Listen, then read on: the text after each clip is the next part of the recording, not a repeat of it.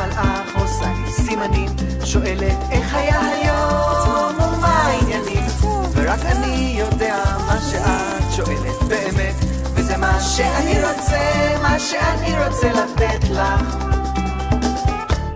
תגידי לי מה נהיה, תגידי לי מה נהיה, יפהפייה, איך אנחנו בחיים, יפהפייה, אומרים המבטים, יפהפייה, איך אנחנו בבתים, אז תגידי לי מה נהיה, תגידי לי מה נהיה, יפהפייה, איך אנחנו בחיים.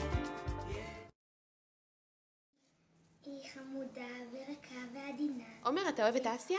כן. למה? בגלל שהיא מתוקה ומצחיקה.